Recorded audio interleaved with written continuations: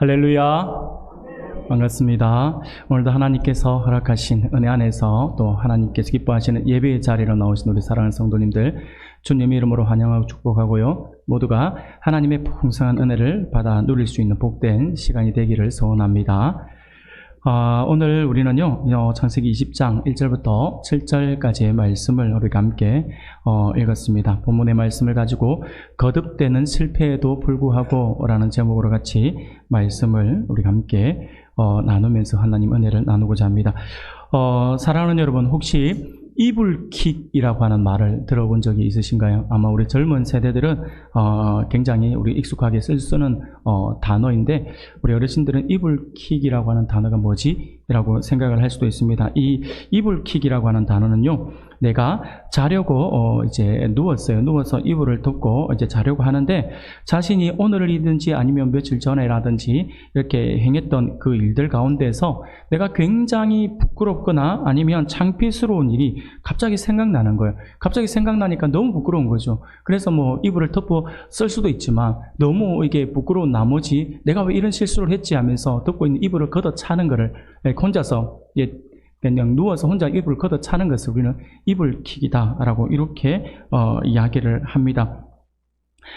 그것이 바로 이불킥이라고 하는 건데, 혹시 여러분들 가운데에서 한번 생각을 해보시면 나에게는 이런 일은 없을까? 나는 이불킥을 한 적이 없는가? 한번 생각해 볼 수 있기를 바랍니다. 살아오면서 자신의 잘못이나 어리석음으로 인해서 부끄러워서 얼굴을 못 들 만큼의 실수를 하면서 혹시 지금도 이불킥을 하고 있는 것은 아닌지, 저도 가끔씩은 과거에 벌써 5년, 10년도 전에 있었던 일 때문에 부끄러워서 혼자서 이불을 한번 걷어 차보면서 내가 그때 왜 그랬을까?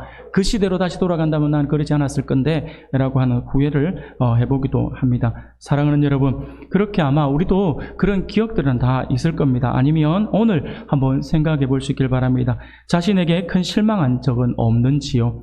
그리고 아니면 지금 신앙생활을 하려고 내가 할 만큼 했음에도 불구하고 내 신앙생활이 1, 2년이 아니라 지금 어느 정도 이제 할 만큼 했음에도 불구하고 여전히 계속되는 끊지 못한 내 안에 있는 어떤 죄성으로 인해서 나의 가지고 있는 잘못된 습관 때문에 혼란스러워하고 있는 것은 없는지, 지금도 내가 부끄러운 모습을 가지고 있는 것은 없는지, 신앙인으로서 이것은 좀 아닌 것 같은데 라고 하는 모습이 내 안에 있지는 않은지 한번 돌아볼 수 있기를 바랍니다. 그래서 우리에게 있어서 그런 부끄러운 모습들이, 아직도 연약한 모습들이 있다라고 한다면 오늘 말씀을 우리가 집중해야 할 것입니다.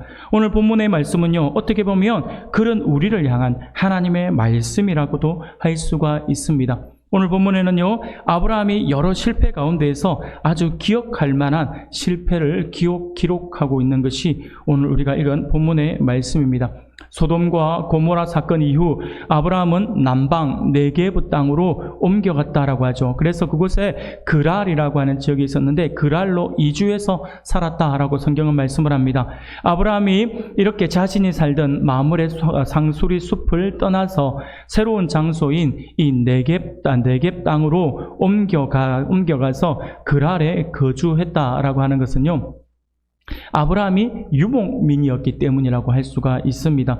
그래서 아브라함은요, 유목민이기 때문에 더 좋은 목장을 찾기 위해서 계속해서 이동해서 사는 그러한 삶을 살아가고 있다라고 할 수가 있어요.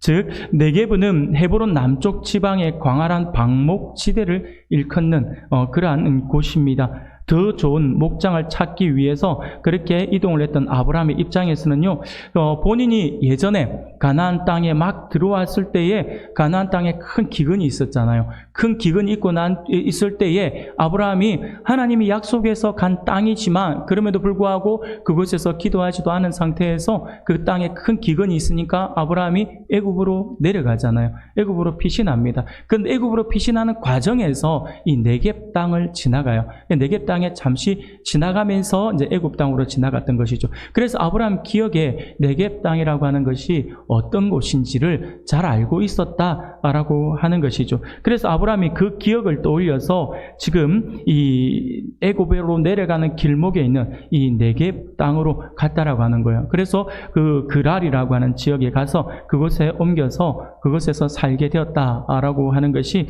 성경은 우리에게 말씀해 주고 있는 내용입니다.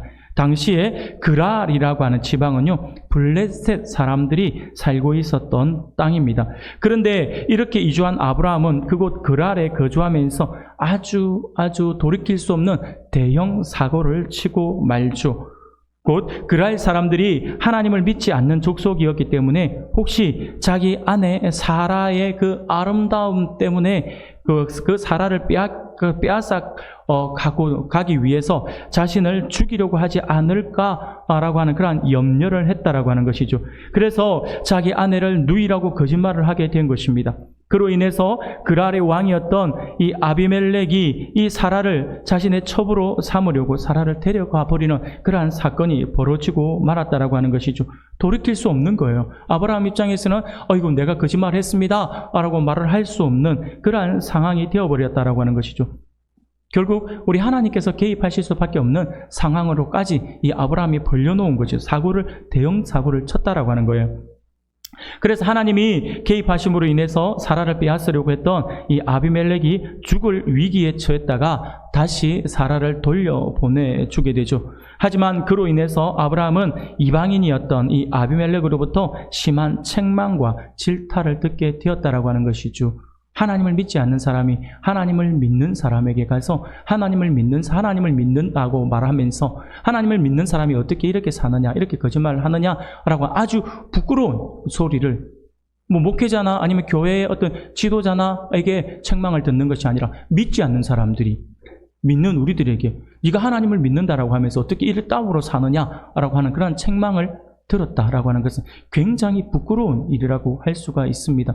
서두에 이야기한 것처럼 이불킥 할 수 있는 그러한 부끄러운 일이라고 할 수 있다라고 하는 것이죠. 오늘 그것을 이야기해 주고 있는 것이 오늘 우리가 읽은 본문의 말씀입니다. 사랑하는 우리 성도 여러분, 아브라함의 이 사건은요, 오늘 우리들에게 어떻게 보면 적잖은 충격을 주고 있다라고 할 수가 있습니다.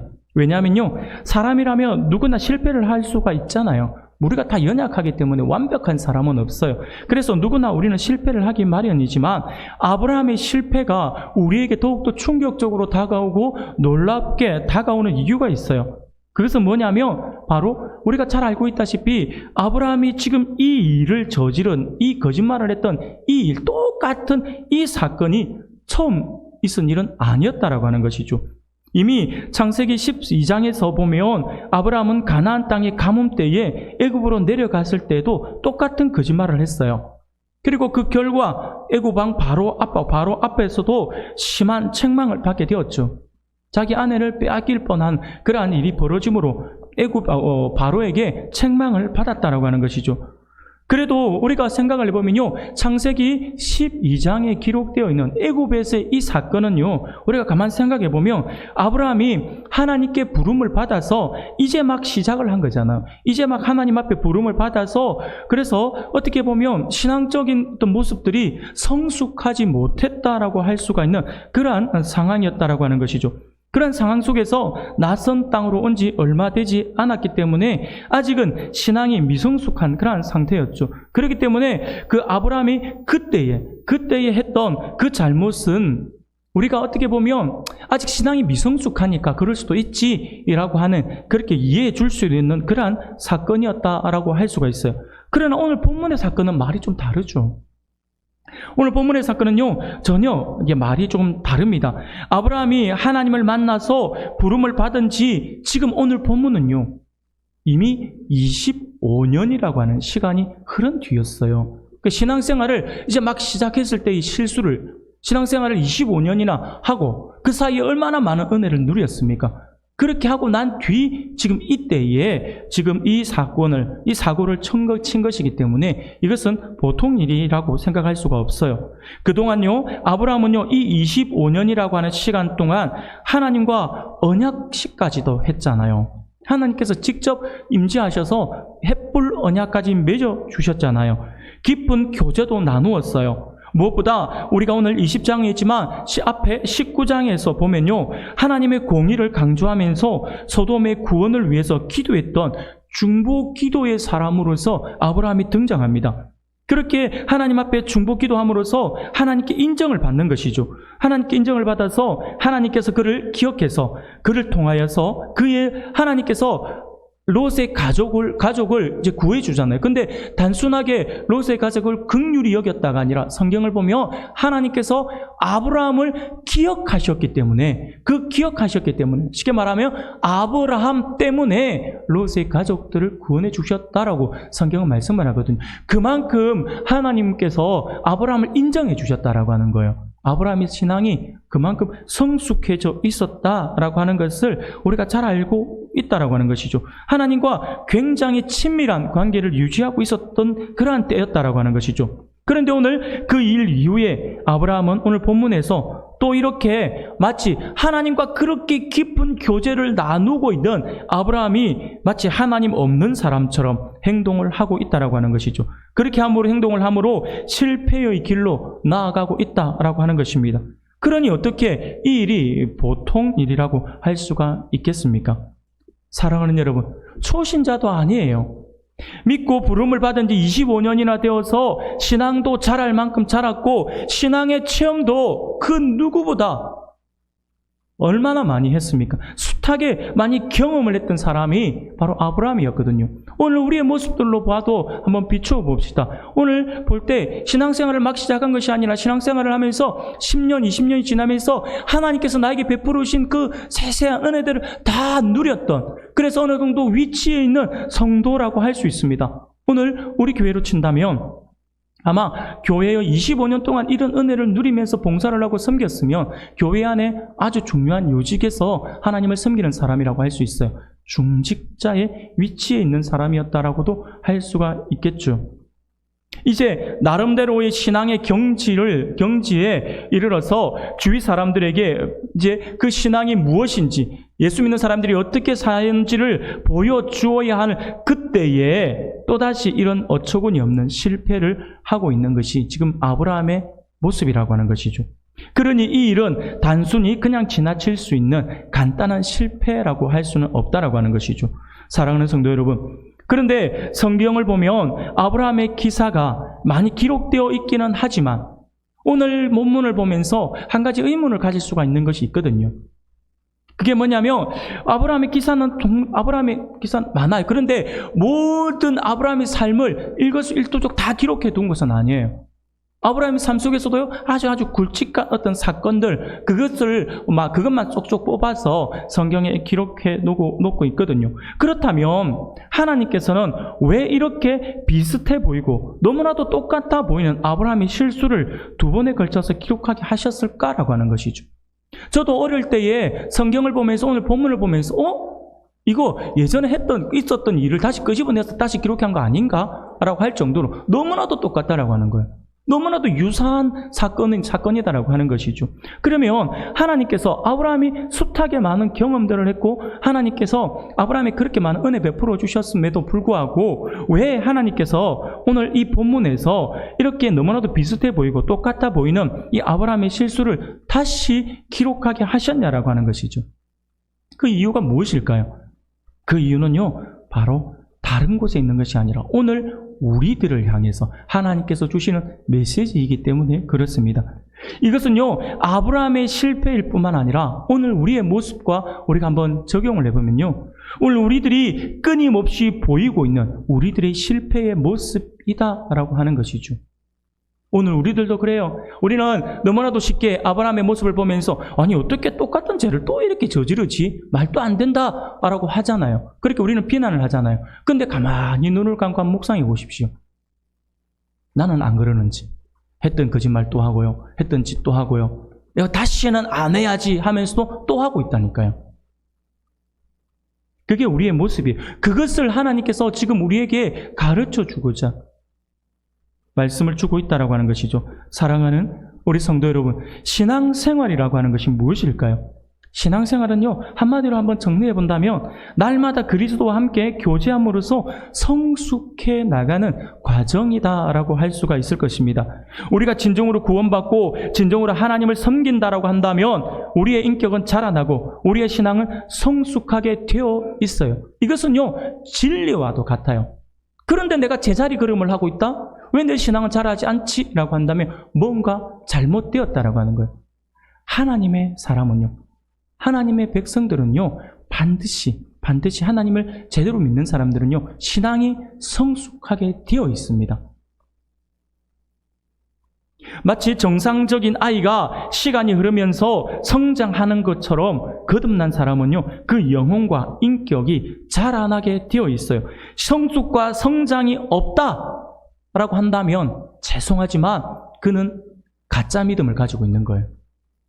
한번 고민해 보셔야 합니다. 내가 10년 전의 신앙과 지금의 신앙이 똑같다라고 한다면, 전혀 변함이 없다면 죄송하지만 내 안에 있는 믿음, 그거 의심해 보셔야 합니다. 진짜 믿는 것이라고 한다면, 그래서 내 안에 하나님이 영이 계신다라고 확신한다면 그는요, 잘할 수밖에 없어요.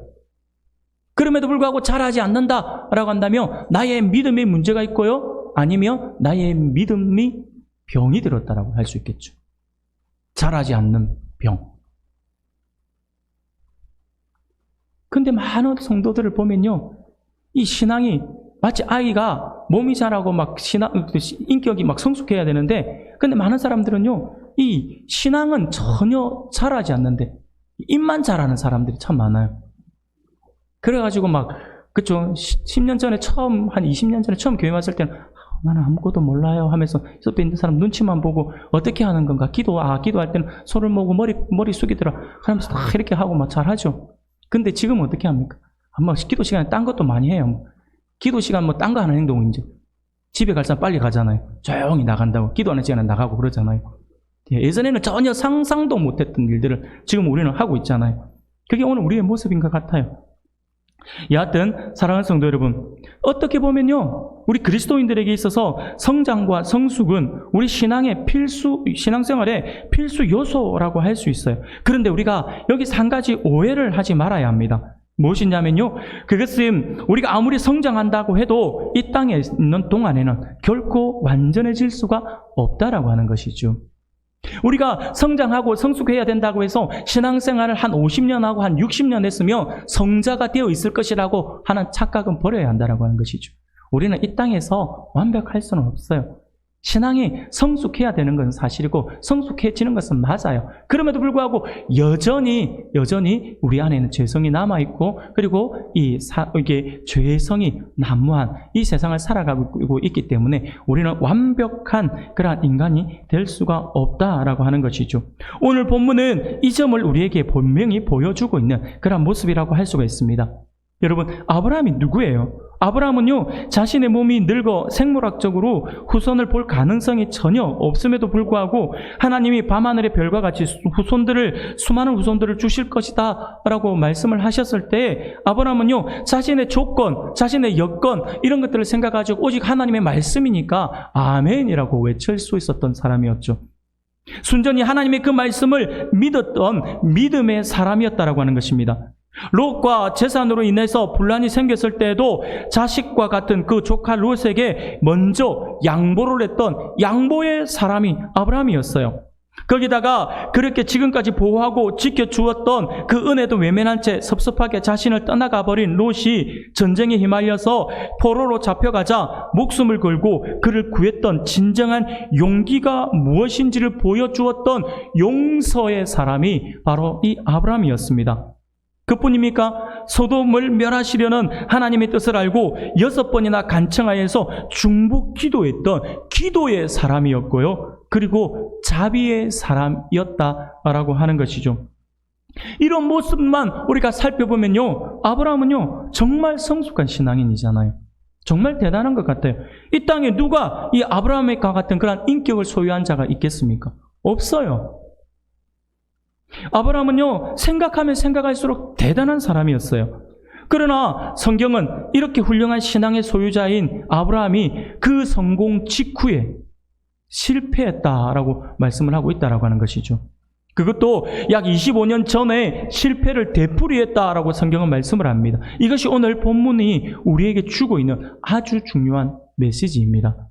사랑하는 성도 여러분, 아브라함을 실패로 이끌었던 그것은 무엇이었느냐 하니까 아브라함 안에 내재되어 있는 두려움이었습니다. 이 두려움이 아브라함을 실패로 이끌었다라고 하는 것입니다.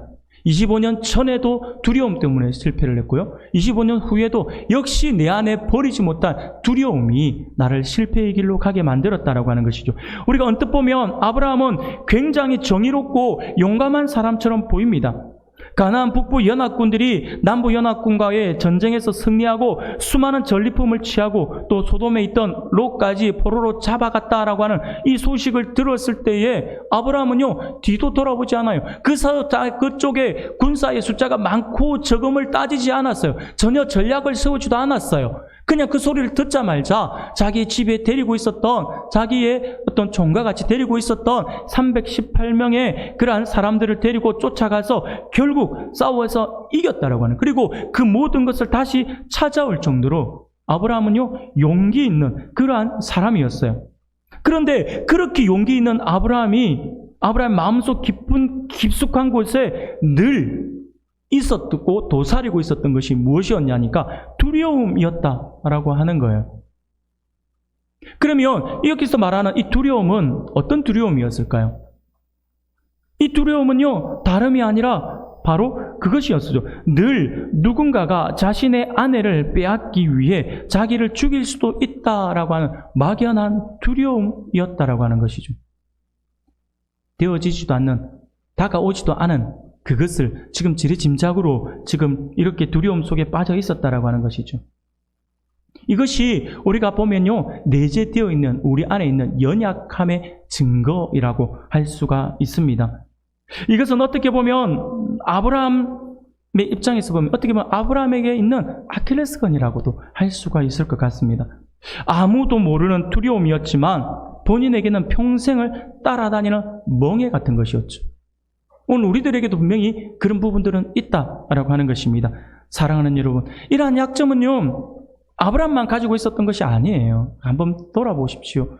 아브라함만 이런 약점 갖고 있는 것이 아니라 우리 모두 다 약점을 하나씩 가지고 있잖아요. 우리의 약점일 수도 있다라고 하는 것이죠. 아브라함에게는 그것이 두려움으로 나타났지만 우리들에게는 다른 모습으로 우리의 약점이 드러날 수도 있습니다. 어떤 사람에게는요 그 약점이 탐욕의 모습으로 나타날 수도 있어요. 어떤 사람에게는요 그것이 성적 유혹으로 나타날 수도 있고요. 어떤 사람에게는 분노로 나타날 수도 있습니다. 그래서 분노 조절이 안 되는 사람일 수도 있어요. 조금만 말해도 짜증을 내고 화부터 내는 그러한 사람일 수도, 그러한 모습으로 나타날 수도 있다라고 하는 것이죠. 어떤 사람들은요 인정받고 싶은 욕구에 의해서 끊임없이 거짓말을 일삼는 그러한 사람들도 있습니다. 그러므로 우리는요 자신이 안에 있는, 내 안에 있는 이 약점이 무엇인지를 알고 있어야 돼요. 내가 이 약점을 모르면요 이것을 어떻게 치료할 수 있거나 이것을 대처할 방법이 없거든요. 그런데 내가 이 약점을 알면 그것을 대처할 수도 있고, 내가 할 수 없다면 그 약점을 하나님 앞에 내어놓을 수도 있다라고 하는 것이죠. 정말 중요한 것은요 하나님은요 그 약점을 강점으로 만들어서 사용하시는 분이시다라고 하는 것이죠. 우리의 약점은요 내가 스스로가 그 약점을 해결하려고 발버둥 치면 칠수록 그 약점은 더 커져가요. 그런데 나의 약점을 하나님께 내어놓잖아요. 그러면 하나님께서 개입하시잖아요. 그러면 그 약점을 극복하게 돼요. 그 약점을 극복하게 되면 그 약점 때문에 내가 또 다른 사역을 할 수 있다라고 하는 것이죠. 그 약점이 나에게 강점이 되어서 누군가를 나하고 똑같은 상황 속에서 똑같이 힘들어하고 있는 그 누군가에게 가서 내가 그렇죠 상담을 할 수도 있고 조언을 할 수도 있고 그를 도와줄 수도 있다라고 하는 것이죠. 그렇기 때문에 자신의 약점을 아는 것은 굉장히 중요합니다. 사랑하는 성도 여러분, 이하튼 오늘 본문에서 아브라함은 아내로 인한 두려움 때문에 25년 전과 똑같은 거짓말을 하고 있다라고 하는 것이죠. 우리의 입장에서 보면 우리가 조금 전에도 한번 말씀을 나눈 것처럼 우리의 입장에서 볼 때 진짜 한심해 보이는 것 같아요. 그저 한심해 보입니다. 바보처럼 보이기도 합니다. 아니 어떻게 이렇게 똑같은 실수를 장소를 옮겨가면서 저지를 수 있지라고 하는 어처구니 없는 그러한 모습 때문에 우리가 어처구니 없어 할 수도 있다라고 하는 것이죠. 그렇다면 하나님, 아브라함의 이 잘못에 대해서 하나님은 아브라함을 보시면서 어떻게 반응하시는가라고 하는 부분들을 우리가 한번 살펴보셔야 합니다. 우리의 눈에는 이것이 잘못된 모습을 보이니까 우리가 비난도 하고, 아이고 어떻게 믿음의 아버지라고 하는, 믿음의 조상이라고 하는 아브라함 이렇게까지 하지라고 하는 그러한 비난을 할 수도 있지만, 과연 하나님은 아브라함의 이 모습을 보시면서 어떻게 반응을 하셨을까라고 하는 부분들을 우리가 한번 살펴볼 필요가 있을 것 같습니다. 첫 번 실수 이후에 25년 동안 그토록 많은 은혜를 부어주셨음에도 불구하고 다시 똑같이 실패하는 이 아브라함에게 우리 하나님께서 아이고 아브라함아 어쩔래 이렇게 말씀하셨나요? 아니에요. 하나님께서 한숨부터 쉬면서 아이고 참네 내가 니를 어쩌고 이렇게 말씀도 하시지 않으셨어요. 내가 정말 너에게 지쳤다. 네가 그런 식으로 해서 어떻게 믿음의 조상이 될 수 있겠냐. 부끄럽다. 내가 너에게 했던 모든 약속은 없었던 걸로 하자라고 하면서 하나님께서 약속을 철회하시지 않으셨다라고 하는 것이죠. 사실 하나님이 이렇게 말씀하셔도 아브라함의 입장에서는 아무 할 말이 없어요. 하지만 우리 하나님은 그렇게 말씀하시지 않으셨죠. 하나님은요 놀랍게도 아브라함 편에 서서 아비멜렉의 손에서 사라를 구해내셨다라고 하는 것입니다. 하나님께서 아비멜렉에게 꿈에 나타나서 이렇게 말씀을 하시죠. 오늘 본문 3절입니다. 그 밤에 하나님이 아비멜렉에게 현몽하시고 그에게 이르시되 내가 데려간 이 여인으로 말미암아 네가 죽으리니 그는 남편이 있는 여자임이라 라고 말씀을 하죠. 그러자 아비멜렉이 깜짝 놀라서 하나님께 반문합니다. 4절에서 이렇게 이야기해요. 주여 주께서 이로운 백성도 멸하시나이까 라고 묻고 5절에서 그가 나에게 이는 내 누이라고 하지 아니하였나이까 그 여인도 그는 내 오랍이라 하였사오니 나는 온전한 마음과 깨끗한 손으로 이렇게 하였나이다 라고 이렇게 항변하는 거예요. 억울하다라고 하는 것이죠. 내가 뭘 잘못한 것이죠? 왕으로서 당연히 누릴 수 있는 나의 어떤 고난 아닌가요? 라고 이렇게 이야기하고 있다라고 하는 것이죠. 그러자 하나님께서 6절, 7절에서 이렇게 말씀을 하시죠.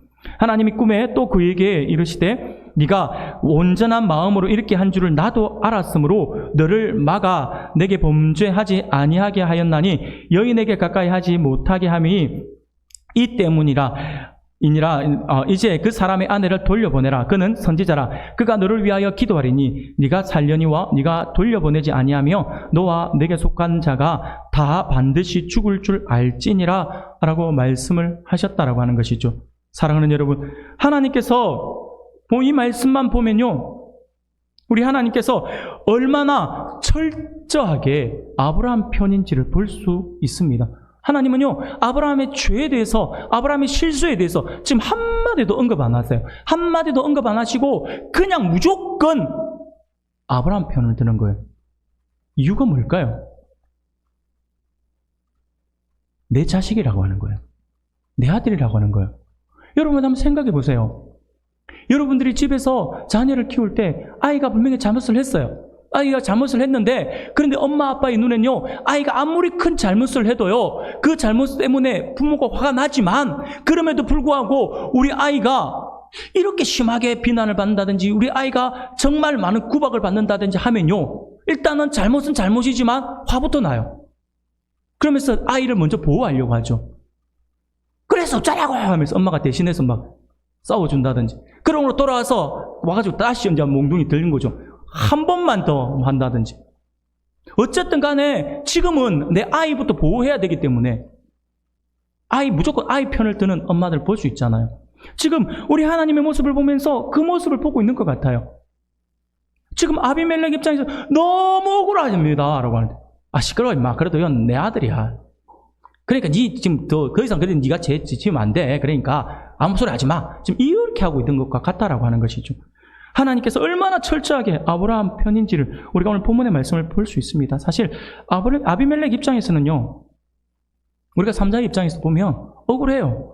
아니 잘못은 지금 아브라함이 했는데 왜 내 아비멜렉이 혼이 나는 거지? 라고 할 수도 있어요. 그것도 그냥 혼내는 것이 아니라 딱 죽여버린다 하니까 얼마나 황당합니까? 사랑하는 여러분, 그러나 놀랍게도 우리 하나님은요, 아브라함 편만 들고 있습니다. 철저하게 아브라함 편에서 사라를 보호하고 계세요. 결국 혼비백산한 아비멜렉은요, 자신의 그 재물과 함께 사라를 돌려보내게 되는 것이 오늘 우리가 읽은 본문의 말씀이죠. 사랑하는 성도 여러분, 이 장면을 보면요, 하나님이 어떤 분이신지를 우리가 분명히 알 수 있어요. 하나님은 우리의 계속되는 실수에도 불구하고 여전히 우리 편에 서서 우리를 보호해 주시는 분이시다라고 하는 것이죠. 그 사실을 우리가 분명히 볼 수 있어야 합니다. 그분이 우리 하나님이시다라고 하는 거예요. 그분이 바로 우리의 아빠, 아버지 되신다라고 성경은 우리에게 말씀해 주십니다. 많은 사람들이 나의 잘못 때문에, 나의 나쁜 습관 때문에 하나님이 나를 미워하고 멀리할 것이다 라고 그렇게 생각을 해요. 그러나 여러분, 우리 하나님은요, 절대로 우리를 포기하지 않으시는 분이십니다. 할렐루야. 이 사실을 여러분도 우리가 굳게 믿어야 합니다. 거듭해서 끊임없이 하나님의 곁을 떠나 죄를 지었던 이스라엘 백성들을 향해서 하나님께서 하신 말씀이 있어요. 호세아서 11장 8절에 보면 하나님께서 이렇게 말씀을 합니다. 에브라임이여, 내가 어찌 너를 놓겠느냐? 이스라엘이여, 내가 어찌 너를 버리겠느냐? 내가 어찌 너를 아드마같이 놓겠느냐? 어찌 너를 스보임같이 두겠느냐? 내 마음이 내 속에서 돌이키어 나의 긍휼이 온전히 불붙듯 하도다 라고 말씀을 합니다.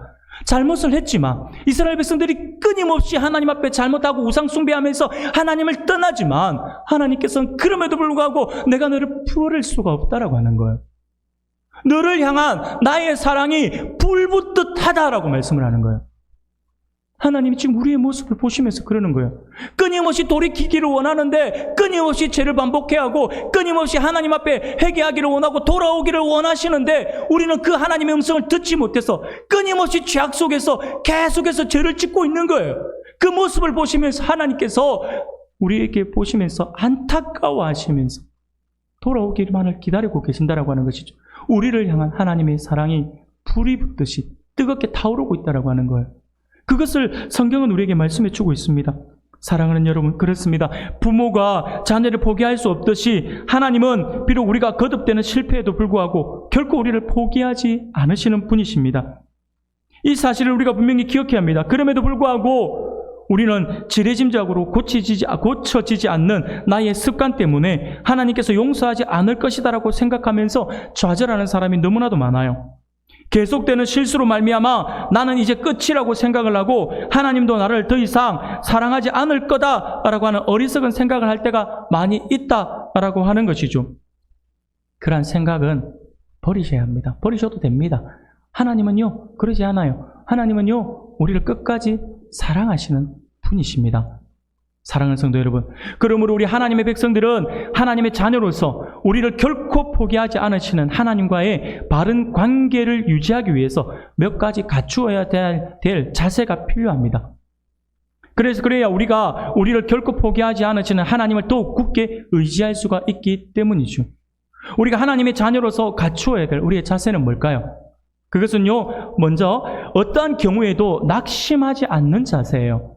사랑하는 여러분, 비록 내가 죄를 저질렀지만, 비록 내가 실수를 하지만, 그럼에도 불구하고 우리는 낙심하지 말아야 합니다. 그런 자세가 필요합니다. 여기서 중요한 것은요, 제가 말씀드린 것 가운데 중요한 것은요, 어떠한 경우에도라고 하는 거예요.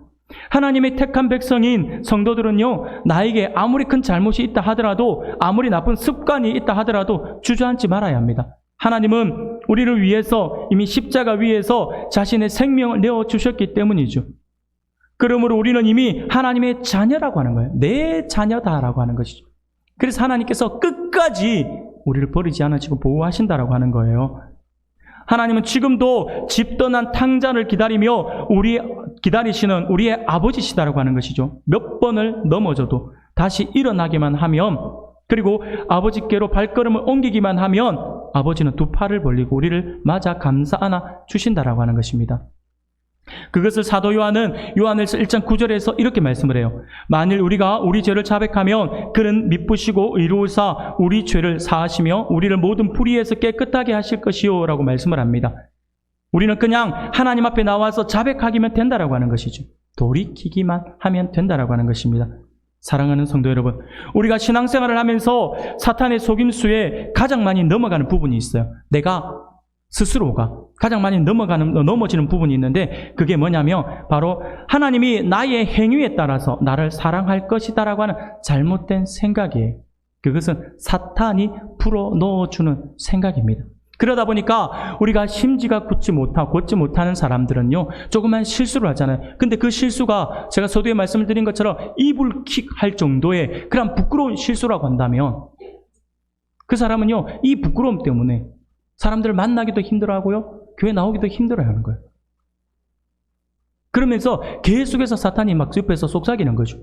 네가 그 실수를 했는데 사람들이 너를 어떻게 생각하겠냐? 네가 지금 신앙생활을 이렇게 했는데 사람들이 지금 네가 교회에서 이런 중직의 위치에 있는데 야, 사람들이 뭐라 생각하겠냐? 아, 이거 쪽팔린다. 내 같으면 안 간다. 막 이렇게 하면서 계속 속삭이는 거예요. 그럼 우리는 속에서 무슨 얘기냐면 그래, 네 말이 맞는 것 같아.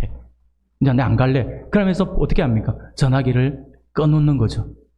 그러면서 흔히 말하는, 요즘 아이들이 세대에서 말하는 잠수 탄다라고 하죠. 아무것도 없이. 그러면서 잠수 타면 뭐합니까? 문제 해결되던가요? 안 돼요, 안 돼요. 사랑하는 여러분, 사탄이 속삭이는 것이다 라고 하는 것을 우리가 분명히 기억해야 합니다. 그래서 하나님의 백성들은요, 비록 실수를 하지만 그럼에도 불구하고 우리가 낙심하지 말고 하나님 앞에 나와서 나의 잘못을 내어놓아야죠. 그래야 문제 해결을 받죠. 두 번째로 우리가 하나님의 자녀로서 갖춰야 될 자세가 있어요. 그것은요, 우리 주변에 있는 연약한 지체들을 포용하는 자세가 필요합니다. 이게 무슨 말이냐면요, 우리에게 하나님의 은혜가 필요하듯이 우리 주위에 있는 사람들 역시 하나님의 은혜가 필요한 존재들이다 라고 하는 것이죠. 많은 사람들이 그렇게 착각하는 거예요. 나는 하나님 앞에 기도할 때 하나님 나에게 은혜를 베풀어 주세요, 긍휼을 베풀어 주세요 하면서 나는 하나님의 긍휼이 필요합니다 라고 이야기를 하면서 정작 상대방에게는 하나님의 긍휼이 필요합니다라고 생각하지 않아요. 그 사람은 완벽하기를 원하는 거예요. 그래서 조그만 실수해도 어떻게 이런 실수를 하고 수 있냐라고 정죄하는 거죠. 지적하는 거죠. 내가 하나님의 은혜가 필요하면 상대방도 하나님의 은혜가 필요한 거예요. 내가 연약하면 상대방도 연약한 거예요. 그런데 왜 우리는 그것을 못 받아들이냐고요. 우리가 한번 생각해 보셔야 합니다. 나의 남편, 나의 아내, 우리 부모님, 나의 자녀, 그리고 형제들, 하나님의 은혜가 반드시 필요한 존재들이라고 하는 것이죠. 이 세상에 은혜 없이 살 수 있는 사람은 아무도 없어요. 우리 모두는 하나님의 은혜가 반드시 필요한 연약한 자들이잖아요. 사랑하는 여러분, 혹시 우리 주위에 실수와 잘못을 범하는 이들이 있습니까? 그들이 내 옆에 보여지나요? 그렇다면 그에게도 하나님의 은혜가 필요하구나 라고 하는 것으로 여기셔서 그에게 다가와서 나에게 있는 하나님의 은혜를 손을 내밀고 나누어 줄 수 있어야 합니다. 특히 그 지체가 우리의 같은 공동체라고 한다면 더더욱이 그래야겠죠. 사랑하는 여러분, 그리스도인들이 가장 많이 범하는 죄가 뭔 줄 아세요? 통계적으로 볼 때 그런 것 같아요. 제가 볼 때도 그리스도인들이 가장 많은 저지르는 죄가 뭐냐면 그것은 다름이 아니라 정죄와 비판이에요. 가장 많이 해요. 가장 많이. 오늘 많은 그리스도인들이 교회에 오래 출석하고 교회에서 중직의 직분을 맡아 있고 또는 교회에서 진행하는 제자훈련이나 아니면 양육훈련을 받았다든지 어떤 특별한 훈련이나 기도훈련을 받고 나면 스스로 하나님이 나와 함께 하시기에 내가 어떤 강력한 능력자가 된 줄로 착각한다라고 하는 거예요. 내가 한 3일 금식기도하며 하나님께서 나에게 금식기도하면서 아니면 일주일 금식기도하면서 하나님의 은혜를 경험했어요. 얼마나 큰 복이에요. 그런데 많은 사람들이 그 은혜를 받으면요, 착각하는 게 있어요. 뭐냐면 하나님과 나하고 특별한 관계이니까 하나님께서 나에게 특별한 은혜를 주셨기 때문에 나에게 특별한 은사 또한 주셨다라고 착각을 하는 거예요. 그 은사가 뭐냐라고 하니까 다른 사람들 눈에는 보이지 않는 그들의 잘못이 내 눈에 보이기 시작하는 거예요. 그러면서 다른 사람들은 지적하지 않는 걸 내 눈에 보이고 내가 기도하고 나니까 보인다 이거죠. 그러면서 다가가는 거예요. 내가 기도하니까 보이는데 너 이거 잘못된 것 같아. 아니 이게 무슨 말입니까 이게. 착각하지 마십시오. 하나님은요 동일하게 사랑하십니다. 내가 기도 조금 더 한다 해서 특별한 은혜 베풀어 주셨다고 해서 하나님이 나에게만 역사하실 것이다라고 하는 착각을 하지 마세요. 사랑하는 여러분, 많은 사람들이 그렇게 지적을 하는 거예요. 그러면서 이 지적을 할 때 또 한마디 하죠. 사랑이라고 하는 단어를 꼭 집어넣어요. 내가 너를 사랑했어. 내 아니면 누가 이거 말해주겠냐? 아니요, 말해줄 사람 많아요. 그러니까 제발 좀 말 좀 하지 마세요. 안 좋은 일 하기는 하지 마세요. 좋은 일만, 잘하는 일만, 칭찬만. 전에도 말씀드렸잖아요. 장점만 보시고 장점만 이야기하시라고요. 그래도 모자라요. 왜 자꾸 안 좋은 것을 지적해가지고 왜 자꾸 마음에 상처를 주려고 하냐고요.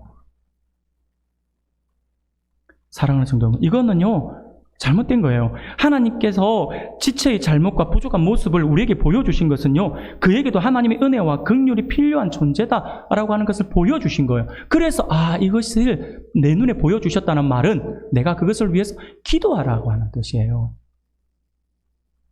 그리고 그 잘못이 보인다든지 아니면 이게 흠이 보인다든지 아니면 약점이 보인다든지 아니면 부족한 부분이 보인다라고 한다면 하나님께서 그거 부족한 부분들 네가 채워줘 라고 하는 거예요.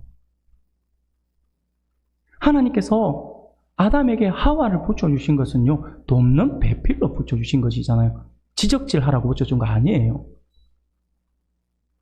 아담이 막 코끼리 이름을 지어서 코끼리라고 지어놨는데, 아이고 이름을 왜 그따구로 지었어요? 내가 볼 때는 아이고 뚱뚱보 이렇게 해도 더 좋을 것 같은데 이라고 있었다면 어떻게 되겠어요? 아니죠. 그때는 아담이 이게 내 머리는 떠오르지 않는데 이게 어떤 이름을 붙이면 좋을까라고 했을 때 내 생각은 이거 어때요?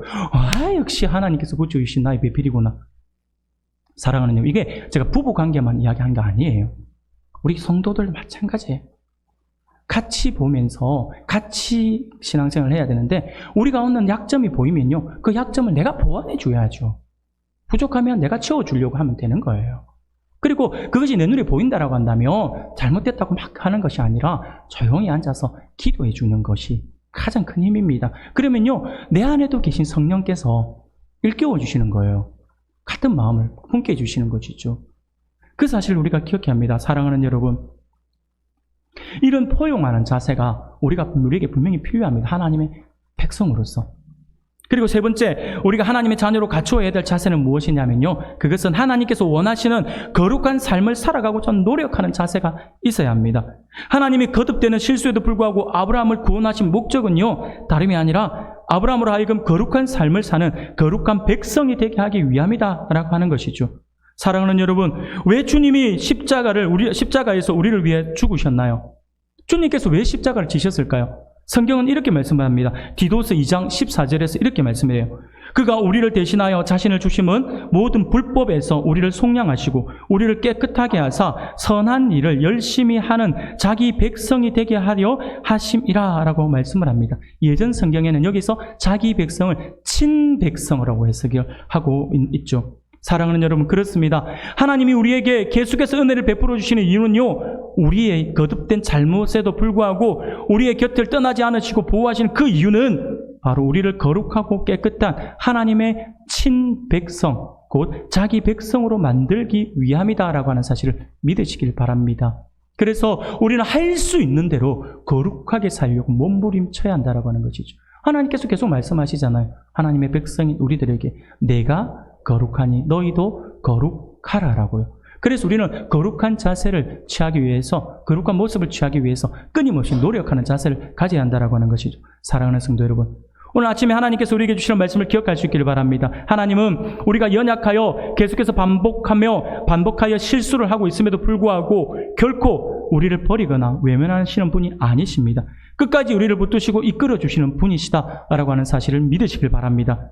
그러므로 우리는 하나님의 자녀로서 어떠한 경우에도 낙심하지 말고 한 지체로서 서로 사랑으로 포용하며 거룩한 삶으로 나아가고자 애씀으로써 하나님께서 부어주시는 더욱더 크고 풍성한 그 은혜를 온전히 받아 누릴 수 있는 우리 모든 성도님들이 다 되시기를 주님의 이름으로 축원합니다.